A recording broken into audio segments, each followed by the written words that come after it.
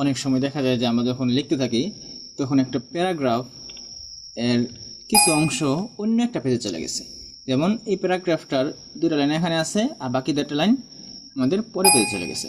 এখন একই প্যারাগ্রাফের অল্প একটু অংশ অন্য পেজে দেখা এটা একটা আমাদের বিরক্তিকর জিনিস। তো আমরা এটা বিভিন্নভাবে সেট করতে পারি। যেমন আমরা এটাকে পেজ ব্রেকটা ঠিক করে দিয়ে আমরা সেট করতে পারি। তো এগুলো কোনো একটা রিলেভেন্ট বা অ্যাপ্রোপ্রিয়েট ওয়ে না। আমরা এটাকে কী করতে পারি যে আমাদের প্যারাগ্রাফে এরকম অপশন আছে যাতে আমরা এই প্যারাগ্রাফটাকে ভাঙবে না, প্যারাগ্রাফটা সবসময় একসাথে থাকবে। তো এই জন্য আমরা আমাদের এই প্যারাগ্রাফের একটা সিলেক্ট করব, যে কোনো এক জায়গায় সিলেক্ট করে আমরা প্যারাগ্রাফ যেটা আছে আমাদের হোম এর আন্ডারে প্যারাগ্রাফ আছে, প্যারাগ্রাফে আমরা এই ড্রপ ডাউনের এই সেটিংসে যাব। সেটিংসে যাওয়ার পরে আপনারা এইখানে এরকম একটা অপশন পাবেন, আর তার ডান দিকে পাবেন হচ্ছে লাইন অ্যান্ড পেজ ব্রেকস। তো লাইন অ্যান্ড পেজ ব্রেকসে যাইয়া এখানে দেখবেন যে কিপ লাইন টুগেদার্স।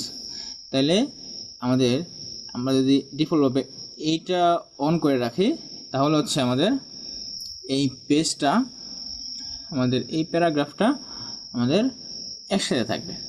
তো এইটা ডিফল্টভাবে অন করা আছে, এটা একটা ভালো একটা অপশন। তো এটা আমাদের থাকবে। তো আমাদের এই কিপ লাইন টুগেদার আমরা এটা সিলেক্ট করে দেব। এটা সিলেক্ট করে দিলে আমরা এখানে যদি প্রিভিউ দেখতে পাচ্ছি না, তো আমরা এখানে ওকে ক্লিক করে দেখতে পাচ্ছেন যে আমাদের এই প্যারাগ্রাফটা একসাথে চলে আসছে। তো আমাদের এখন প্যারাগ্রাফটা লাইনটা ব্রেক হচ্ছে, তার উপর থেকে প্যারাগ্রাফটা হচ্ছে আমাদের একসাথে চলে আসছে।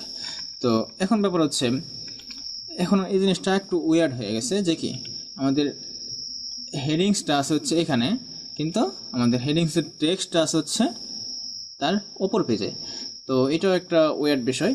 তা আমরা এই জিনিসটা চাবো না যে কি আমাদের হেডিং থাকে এক পেজে এবং আমাদের প্যারাগ্রাফটা অন্য পেজে চলে যাক। তো এটাও আমরা সহজে চেঞ্জ করতে পারি। তো এটা চেঞ্জ করার জন্য আমরা হেডিং এখানে সিলেক্ট করে জাস্ট আমরা প্যারাগ্রাফে যাব। এই ড্রপডাউন থেকে আগের এই সেম আমাদের লাইন অ্যান্ড পেজ ব্রেকসের এখান থেকে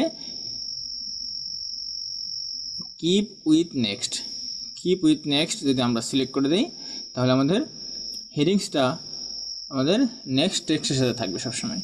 ঠিক আছে, এই যে হেডিংসটা সবসময় থাকবে হচ্ছে নেক্সট টেক্সটের সাথে থাকবে। তো আমরা যদি ওকে দিই তাহলে দেখেন আমাদের হেডিংসটা এখান থেকে এখানে চলে আসছে।